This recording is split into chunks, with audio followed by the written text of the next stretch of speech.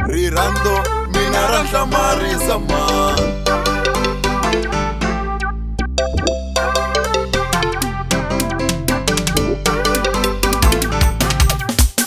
Rirando mina ra hlamarisa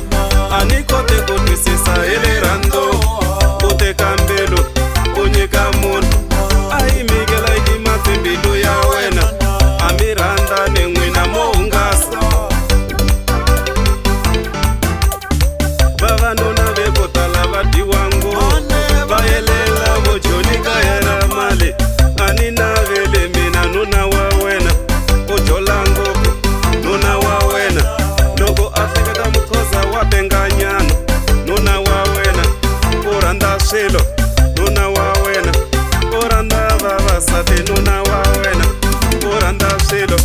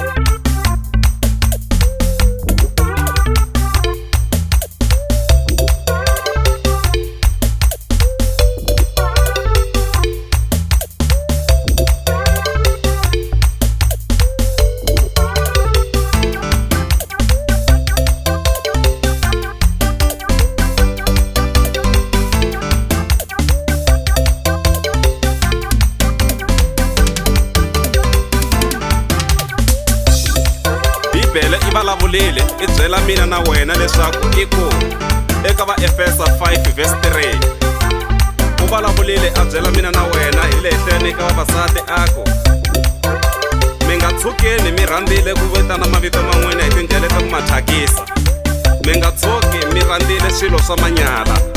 kambe vavanuna va n'wina kumbe vavasati va n'wina hi swona va rhandzaka swona swa ku dyela minyamini hambi ku ri khasi ya mina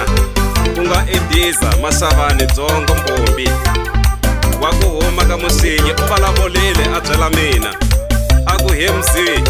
u nga pfuki evuton'wini bya wena u yisile u thyakisa vito ra wena